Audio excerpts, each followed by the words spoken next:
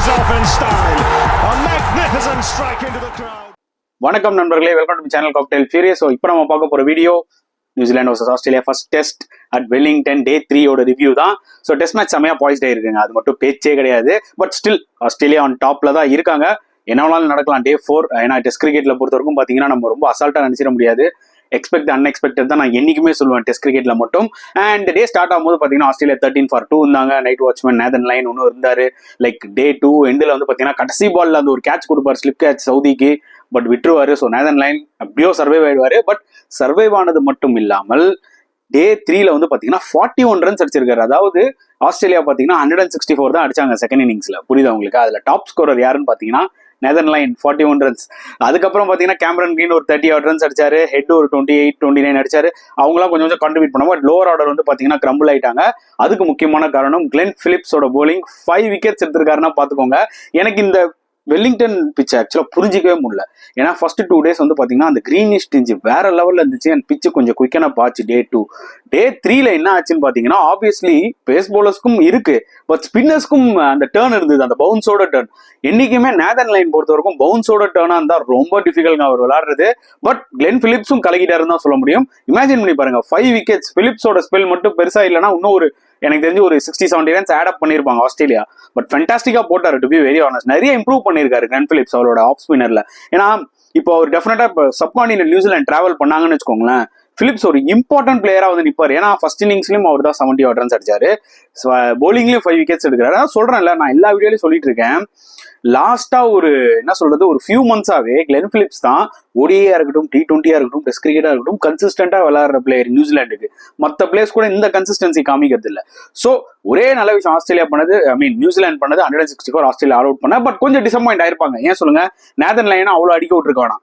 நிறைய பால் ஸ்லிப்ல எஜ் வாங்கி கேப்ல போச்சு. 3rd ஸ்லிப் வச்சிருக்காங்க, லைட்டா ஒரு கேப், அப்புறம் கல்லி இருக்கு, அந்த கேப்லயே போயிட்டு இருந்தது. கண்ண மூடி கண்ணத்தோடக்குள்ள ஒரு 40 ரன்ஸ் ஆட் பண்ணிட்டாரு, to be very honest. Nathan line வந்தாலே அவர் போலிங்கை பார்த்தா போய் பண்ணும். பட் ஆனால் அவர் பேட்டிங்லயும் பெர்ஃபார்ம் பண்ணிட்டு போயிட்டாருன்னு சொல்ல முடியும். மேபி ஒரு 20 ரன்ஸ் 25 ரன்ஸ் கம்மி பண்ணிருக்கலாம். டார்கெட் வந்து பாத்தீங்கன்னா கிட்டத்தட்ட 369 செட் பண்ணிருக்காங்க ஆஸ்திரேலியா. ஒரு எப்படியாவது ஒரு 330 320 இருந்தா கூட ஓகே. என்ன ப்ரோ அந்த 30 ரன்ல என்ன போகுதுன்னு கேட்பீங்க. அப்படி கிடையாதுங்க. டெஸ்ட் கிரிக்கெட் 30 ரன்ஸும் ஒரு பெரிய மார்ஜின். ஒரு செகண்ட் இன்னிங்ஸ் விளையாடும் போது வந்து பாத்தீங்கன்னா 25 to 30 ரன்ஸே வந்து பாத்தீங்கன்னா ரொம்ப ஒரு பெரிய மார்ஜின் ஆக்சுவலி. ஏன்னா 4th இன்னிங்ஸ் எந்த ஒரு கண்டிஷன்ஸ்லுமே டிஃபிகல்ட் விளையாடுறது. ஏன்னா பிச் வந்து பாத்தீங்கன்னா முடிஞ்சவருக்கும் கிரம்பிள் ஆயிருக்கும். மேக்சிமம் எந்த அளவுக்கு அது அடி வாங்கணுமோ அந்த அளவுக்கு அடி வாங்கியிருக்கும். அதனாலதான் என்னைக்குமே வந்து பாத்தீங்கன்னா டெஸ்ட் கிரிக்கெட்ல 4th இன்னிங்ஸ் விளையாடுறது கஷ்டம் நம்ம சொல்ற ரீசன். அன்லஸ் அது வந்து ரொம்ப பிளாட் ட்ராக்கா. இப்ப ரீசென்ட் டைம்ல நம்ம டிராலாம் பெருசா பார்க்க முடியாது இல்லைங்க. ஏன்னா அப்படி யாரும் அவ்வளவு பிளாட்டா விக்கெட் கொடுக்கறது இல்லை. ஏன்னா ரிசல்ட்ஸ் ரொம்ப முக்கியம். ஏன்னா மெயின் அந்த WTC டேபிள் பாயிண்ட்ஸ்க்காகவே வந்து பாத்தீங்கன்னா லைக் எல்லா கண்ட்ரிலுமே அந்த ஒரு ரிசல்ட் ஓரியன்டா தான் பிச்சு ரெடி பண்றாங்க. ஸோ அது ரொம்ப ஃபேரான ஒரு விஷயம், அதுல எந்த ஒருமே இல்லை. பட் இந்த பிச்சில் சடனா டேர்ன் ஆரம்பிச்சோன்னா லைக் கிளென் பிலிப்ஸ் சூப்பரா போட்டு 5 விக்கெட் எடுத்துறாரு. எனக்கு ஒரு ஸ்டேஜ்ல கிளென் பிலிப்ஸே 5 விக்கெட் எடுத்துறாருன்னா அப்போ அந்த பக்கம் நேதன் லைன் என்ன பண்ண போறாருன்ற மாதிரி இருந்தது. அதுக்கேற்ற மாதிரி தான் வந்து பாத்தீங்கன்னா நியூசிலாந்து செகண்ட் இன்னிங்ஸ் ஆரம்பிச்சாங்க. ஸோ டக்குன்னு அவங்க டாப் ஆர்டர் லூஸ் பண்ணிட்டாங்க 59-3 ஒரு ஸ்டேஜ்ல. அண்ட் அதுக்கு முக்கியமான காரணம் நேதன் லைனோட ஸ்பெல் தான். சூப்பரா போட்டாரு. எஸ்பெஷலி எனக்கு என்ன ரொம்ப பிடிச்சிருந்ததுன்னா கேன் வில்லியம்சனோட விக்கெட் ஸ்கெட்ச் போட்டு லெக் ஸ்லிப் வச்சு தூக்குனாங்க. ஸோ அது ரொம்ப கீ. வில்லியம்சன் விக்கெட் ரொம்ப கீ. ஏன்னா இந்த மாதிரி ஒரு 360 ரன்ஸ் நியூசிலாந்து சேஸ் பண்ணணும்னா டெஃபினட்டா வில்லியம்சனோட இன்னிங்ஸ் தேவை. ஸோ அங்கதான் ஆஸ்திரேலியா வந்து பாத்தீங்கன்னா ஒரு மெயினான பிளேயர் அப்படி தட்டி தூக்கிட்டாங்க. பட் ஒரு மிகப்பெரிய ஃபைட், ஒரு மிகப்பெரிய ரெசிலியன்ஸ் இருந்தது. யார்கிட்ட இருந்ததுன்னா Rachin Ravindra and Daryl Mitchell, 2 upcoming CSK stars. 2 பேரும் தம் கட்டி விளையாடுறாங்க. எஸ்பெஷலி ரவீந்திராவை நம்ம பாராட்டி ஆகணும். சூப்பர் 50 அடிச்சாரு. ஃபர்ஸ்ட் இன்னிங்ஸ்ல ரொம்ப சீப்பா கையில அவுட் ஆகிட்டு போயிட்டு ஈஸி கேட்ச் கொடுத்துட்டு போயிட்டாரு.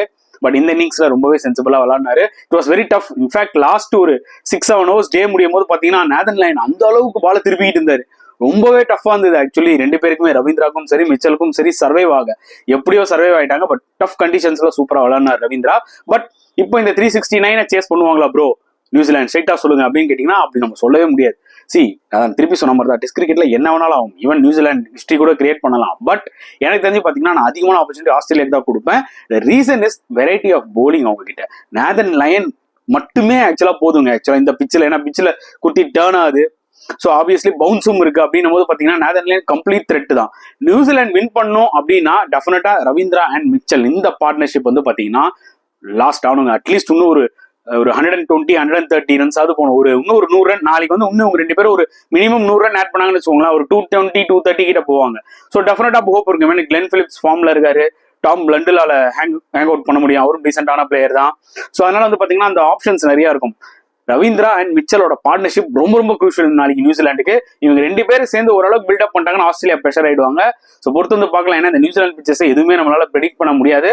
பட் எனக்கு தெரிஞ்சு நாளைக்கு நேதன் லைன் வர்சஸ் நியூசிலாந்து தான் தோணுது, to be very honest. So உங்களோட கருத்துக்களை தாராளமா கமெண்ட் செக்ஷன்ல போடுங்க. இந்த வீடியோ பிடிச்சிருந்தா லைக் பண்ணுங்க, ஷேர் பண்ணுங்க, முடிஞ்சா சப்ஸ்கிரைப் பண்ணுங்க. ஸோ நெக்ஸ்ட் வீடியோல பார்க்கலாம் ஃப்ரெண்ட்ஸ். அண்டில் தென் பாய்.